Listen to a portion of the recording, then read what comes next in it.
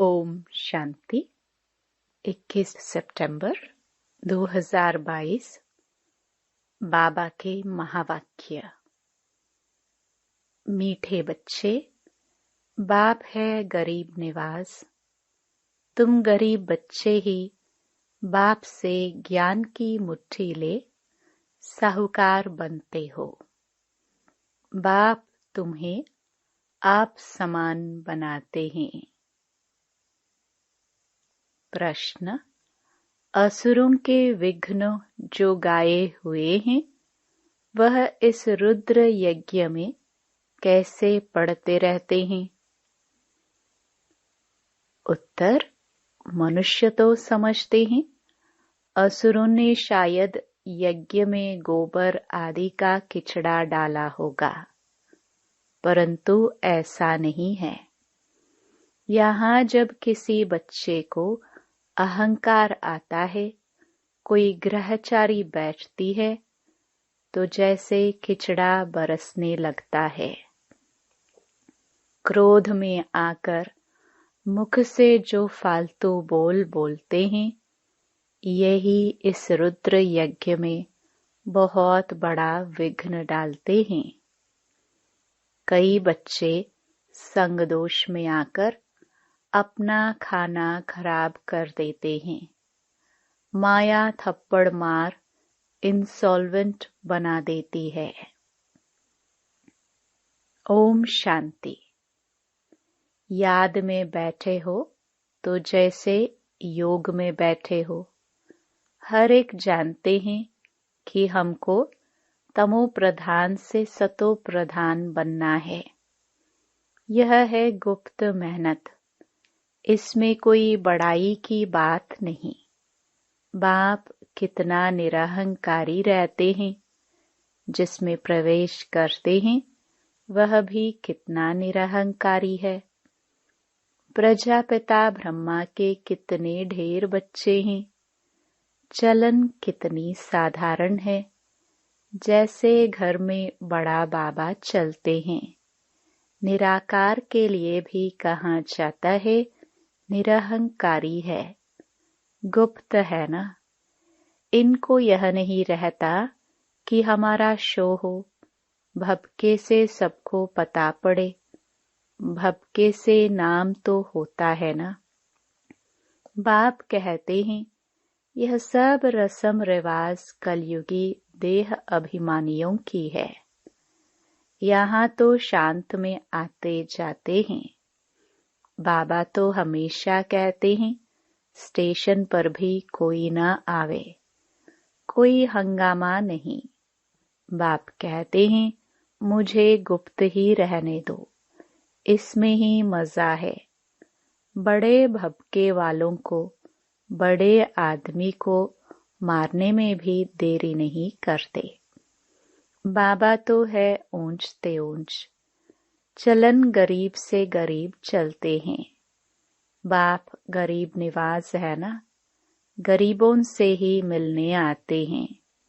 साहूकार लोग तो नामी ग्रामी मनुष्यों से ही मिलते हैं। इनको तो गरीब ही प्यारे लगते हैं। गरीबों पर ही तरस पड़ता है, तो बाप गरीबों पर तरस खाते हैं। ज्ञान की मुट्ठी भर देते हैं तो तुम साहूकार बनो। साहूकार का ठहरना मुश्किल है, दरकार ही नहीं है इस ज्ञान मार्ग में। गवर्नमेंट को तो धनवान लोग बहुत मदद करते हैं ना, नामी ग्रामी है ना। वहां तो बहुत दान करने वालों का नाम अखबार में निकाला जाता है। यहाँ गरीब दान करते हैं तो अखबार में डालना चाहिए। चावल की मुट्ठी देकर फिर महल ले लेते हैं। बाप गरीब निवाज गाया हुआ है। सबसे मिलते जुलते रहते हैं। बड़ा आदमी मसाला बेचने वाले से मिलेगा नहीं। यहाँ तो है ही गरीब, उन्हों को ही साहूकार बनाना है। बाप तो है गुप्त, गरीब ही बाप से अपना वर्षा कल्प पहले मुहाफिक ले लेंगे। ड्रामा में नून दही है। साहूकार तो बलि चढ़ ना सके। हाँ, इनको शिव बाबा को कोई वारिस बनाए तो कमाल कर दिखावे। बाप कहते हैं, मैं आता ही हूँ साधारण तन में, गाया हुआ है निराकार निरहंकारी। गाते भी है ना, गोदरी में करतार। देखो बाबा ठंडी में गोदरी ले आकर बैठते हैं ना। पतित पावन बाप को कोई जानते नहीं है। बाबा बैठकर समझाते हैं कि हे भारतवासी बच्चों, तुमको स्वर्ग का मालिक किसने बनाया। लक्ष्मी नारायण के चित्र भी यहाँ रखे हैं। यहाँ तुम अविनाशी ज्ञान रत्न प्राप्त कर और दान करते हो। तन मन धन सब समर्पण करते हो तो इसका एवजा मिलना चाहिए। अज्ञान काल में भी बहुत दान करने वाले बड़े आदमियों पास जन्म लेते हैं। यहाँ तुम बाप के आगे सरेंडर करते हो तो पिछाड़ी में जो साहूकार बनते हैं उनके पास जाकर जन्म लेते हैं। फिर तुम वहाँ महल माड़िया बनाएंगे। दुनिया तो यही होगी। वैकुंठ कोई छत में थोड़े ही रखा है। पूछो तुम्हारा बाप कहाँ गया? कहेंगे काशीवास किया और मुक्ति को पाया, अर्थात स्वर्ग पधारा। परंतु अब तुम समझते हो, मुक्ति जीवन मुक्ति किसको मिली नहीं है। सब यहाँ ही आते जाते हैं। कर्मों अनुसार एक शरीर छोड़ दूसरा लेते हैं। बाप कर्म अकर्म विकर्म की गति समझाते हैं। रावण राज्य में जो भी कर्म मनुष्य करते हैं वह विकर्म बन जाते हैं। बालिग अवस्था में ही हिसाब किताब बनता है। छोटे बच्चे का कुछ जमा नहीं होता है। बच्चा बड़ा होता है तो उनके माँ बाप काम कटारी पर चढ़ा देते हैं। यह भी कर्म विकर्म हुआ। वहाँ माया का राज्य ही नहीं। यह एक भी मनुष्य जानते नहीं। तुम बच्चों को बाप देही अभिमानी बनना सिखलाते हैं। और कोई सत्संग में ऐसे नहीं कहेंगे कि तुम्हारी आत्मा में सारा पाठ बजाने की नूंद है। आत्मा शरीर छोड़ दूसरा ले पाठ बजाती है। आत्मा ही कानून से सुनती है। अब तुमको सेल्फ रियलाइजेशन कराया है। हम आत्मा ही 84 जन्म लेते हैं। आत्मा को अब निश्चय हुआ है देह अभिमान खत्म। पहला अवगुण ही यह है। देह अभिमान आने से ही और विकार छटकते हैं। तो अब देही अभिमानी बनना है। बाबा हम आत्माएं बस आई की आई। 84 जन्म पूरे किए हैं। ड्रामा अब पूरा हुआ। अब हमको नया जन्म मिलेगा। खुशी होनी चाहिए ना। सर्प खल छोड़ता है फिर नहीं लेता है। सन्यासी यह मिसाल दे नहीं सकते। यहाँ तुम भी नई खाल लेने के पहले पुरानी छोड़ते हो। फिर वहाँ हर जन्म में आपे ही पुरानी खाल छोड़ नई ले लेते हो। बच्चे समझते हैं कि अब हम यह पुरानी खाल छोड़ घर जाएंगे। फिर स्वर्ग में समय पर पुराना शरीर छोड़ दूसरा लेते रहेंगे। सर्प तो बहुत बार खाल उतारता है। तुमको तो यह प्रैक्टिस कराई जाती है। यह 84 जन्मों की सड़ी हुई खाल है। इनको श्याम कहा जाता है। चमड़ी शरीर काली तो आत्मा भी काली है। सोना 24 कैरेट होता है तो जेवर भी ऐसे बनते हैं। आगे खाद डालने का कायदा नहीं था, सच्चा सोना चलता था। यह गिन्नी आदि विलायत से निकली है। विलायत में सच्ची मुहरें बनती नहीं, यहाँ ही सच्चे सोने की मुहरें थी। अब तो सब महंगा हो गया है, सोने में खाद डालनी ही है। तुम्हारी दिल में गुप्त खुशी है कि हम तो जाकर सोने के महल बनाएंगे। जैसे यहाँ पत्थरों की दीवार है, वहाँ सोने की दीवार होगी। हम पारस बुद्धि बनते हैं तो महल भी सोने के बनाते हैं। पुराना सब खलास हो जाएगा। इस ड्रामा को बड़ा युक्ति से समझना होता है। नई दुनिया में सब कुछ नया होता है। यह कितनी सहज बातें हैं। अच्छा, यह भी समझ में न आए तो बाप को बड़े प्यार से याद करो। इसलिए यह सब महीन बातें बाबा ने देर से समझाई है। शुरू में बहुत सहज तोतली बातें सुनाते थे। ऐसे थोड़े कहेंगे कि बाबा ने यह सब पहले क्यों नहीं सुनाया कि आत्मा इतनी छोटी है।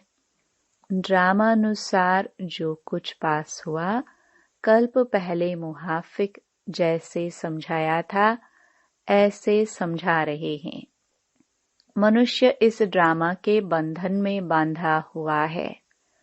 कल्प बाद ही फिर ऐसे समझा रहे हैं, फिर भी ऐसे ही समझाएंगे। बहुत बच्चे साधारण रूप देख मूंझते हैं, उल्टा बोलने लग पड़ते हैं। अच्छे अच्छे बच्चे, उनको भी माया चमाट मार देती है। समझते हैं बस जो कुछ है निराकार ही है। सो तो ठीक है ना। निराकार नहीं होता तो हम तुम कैसे होते। परंतु निराकार को तो रथ जरूर चाहिए ना। रथ बिगर क्या करेंगे। शिव बाबा क्या करेगा। रथ में आए तब तो तुम उनसे मिलेंगे। तुम ही से सुनो, तुम ही से बैठो तो रथ जरूर चाहिए ना। अच्छा, साकार बिगर निराकार को याद कर दिखाओ। क्या तुमको ज्ञान प्रेरणा से मिलेगा। फिर मेरे पास आए ही क्यों हो। यह बाबा भी कहता है कि वर्षा तो शिव बाबा से लेना है। शिव बाबा कहते हैं मैं इस साधारण तन में बैठ पढ़ाता हूँ। पढ़ाई तो जरूर चाहिए ना। बहुत अच्छे अच्छे बच्चों का माथा ही फिर जाता है। 2-4 सेंटर खोलते तो बस अहंकार आ जाता है। फिर उल्टा बोलते रहते हैं। फिर कभी बुद्धि में आ भी जाता है कि यह हमने ठीक नहीं कहा। फिर पश्चाताप करते हैं। बाबा कहते हैं मैं साकार बिगर कैसे समझाऊंगा। इसमें प्रेरणा की तो बात ही नहीं। मैं टीचर के रूप में बैठता हूँ। गरीबों पर माथा मारते हैं। गरीबों को ही दान करना चाहिए। कोई भी बात समझ में न आए तो बोलो अच्छा बाबा से पूछकर बताएंगे। क्योंकि ज्ञान की अभी बहुत मार्जिन है। आगे चलकर समझते जाएंगे। दिन प्रतिदिन तुम नई नई पॉइंट्स सुनते रहेंगे। तुम बच्चों को तो बिल्कुल ही निरहंकारी बनकर रहना है। अहंकार आने से ही फिर सारा खिचड़ा बाहर निकल आता है। किचड़े की जैसे वर्षा होती है। कहते भी हैं रुद्र यज्ञ में असुरों का किचड़ा पड़ा। वह समझते हैं शायद गोबर आदि डालते होंगे। सचमुच यह गोबर है। फालतू बोलने लग पड़ते हैं। क्रोध आदि करते यह जैसे गोबर डालते हैं। चलते चलते किसको ग्रहचारी बैठती है तो छटेले बन जाते हैं। माया थप्पड़ मार एकदम इंसॉल्वेंट बना देती है।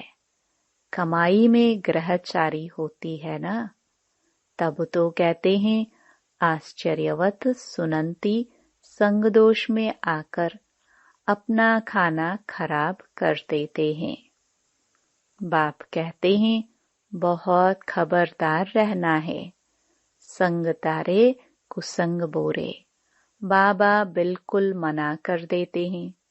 बड़े आदमी के दुश्मन बहुत बन पड़ते हैं। यहाँ फिर विष का खाना न मिलने से कामेशु क्रोधेशु बन पड़ते हैं। बस हम इनको मारेंगे। बाप तो कहते हैं काम तो तुम्हारा दुश्मन है। तुम पावन देवी देवता थे, अभी कहते हो कि हम पतित दुखी हैं। बाप कहते हैं इस ज्ञान यज्ञ में असुरों के विघ्न बहुत पड़ेंगे। शुरू से ही पढ़ते आए हैं। मुख्य है ही पवित्रता की बात। तुम पुकारते भी हो कि हे पतित पावन आओ, तो अब आए हैं, पावन बनाते हैं। फिर क्यों पतित बनने चाहते हो? विकारों पर ही शुरू से झगड़ा चलता है। बच्चियां भी कहती हैं हमको तो बाप से वर्षा जरूर लेना है, कुछ भी हो जाए। बाप क्या करेगा? मारेगा ना। लड़ाई में कितने मरते हैं, तुमको बाप कोई मार नहीं डालेगा। हाँ, सहन जरूर करना पड़ता है। इसमें महावीरता चाहिए। शिव शक्ति का गायन तुम्हारा ही है। आदिदेव को महावीर कहते हैं, परंतु अर्थ थोड़े ही समझते हैं। अब तुम समझते हो कि माया पर जीत पाते हैं और दूसरों को माया जीत बनाते हैं। देलवाड़ा मंदिर में जगदम्बा भी बैठी हैं। कोठरियों में बच्चियां भी बैठी हैं। महावीर बच्चे सब ब्राह्मण ब्राह्मणियां ठहरे। तुम्हारी बुद्धि में कितना राज है, हूबहू तुम्हारा ही यादगार है। लक्ष्मी नारायण का मंदिर भी यादगार है। गांधी की बरसी मनाते हैं। यह किया, टैगोर ऐसा था, अच्छा काम करते थे। कितनी बड़ी बड़ी जीवन कहानियां लिखी हुई है। कितने वॉल्यूम्स हैं। यहाँ तुम्हारी बुद्धि ही बड़ा वॉल्यूम है। सारी सृष्टि के आदि मध्य अंत का राज तुम्हारी बुद्धि में है। बुद्धि में ही ज्ञान की धारणा होती है। किनकी बुद्धि विशाल है, किनकी कम है, नंबर है ना। यह है नई नॉलेज जो बाप के सिवाय कोई सुना नहीं सकते। ऐसे बाप पर बलि चढ़ने से तुमको स्वर्ग का मालिक बना देते हैं। बेहद का बाप पतित दुनिया पतित शरीर में आकर बच्चों के लिए कितनी मेहनत करते हैं, तो जरूर बच्चों को बलि चढ़ना पड़े। वह बाप तो है ही निराकार, दाता है ना। कहते हैं शिव बाबा हम आपको पैसे भेज देते हैं मकान बनाने के लिए। मैं तो निराकार हूँ, तो जरूर ब्रह्मा द्वारा ही बनाऊंगा। डायरेक्शन देता हूँ तुम्हारे लिए बनावे। हम तो आए हैं थोड़े समय के लिए, फिर निर्वाण धाम चले जाएंगे। कितना प्यार से बैठ समझाते हैं। कितनी सहज बात है। देह सहित देह के सब संबंध त्याग एक बाप को याद करो। चाहे तो स्वराज्य पावो, चाहे प्रजापद पावो, तुम्हारे पुरुषार्थ पर है। एक एक राजा रानी के पास प्रजा कितनी लाखों के अंदाज में आती है। यह ज्ञान तो ढेर सुनेंगे। आप समान बनाने की मेहनत करनी है। पावन यहाँ बनना है। तुम जानते हो पतित पावन बाप आया हुआ है। कल्प पहले मुहाफिक हमको समझा रहे हैं। बाबा ने राज्य दिलाया था, रावण ने छीन लिया है। हार कैसे हुई है, फिर जीतना कैसे है, यह भी बुद्धि में है। बहुत बच्चे यह भी भूल जाते हैं। माया नाक से पकड़ लेती है। सेकंड में जीवन मुक्ति पाते हैं, फिर झट जीवन बंध भी हो जाते हैं। देरी नहीं करते। बाप कहते हैं, बच्चे खबरदार रहो। तुम रूप बसंत बन सदा मुख से रतन ही निकालो। खिचड़ा सुनना भी नहीं चाहिए। समझो हमारा यह दुश्मन है। ज्ञान के सिवाय और सब बातें सुनना ईवल है। अच्छा, मीठे मीठे सिखिल दे बच्चों प्रति माता पिता बाप दादा का याद प्यार और गुड मॉर्निंग।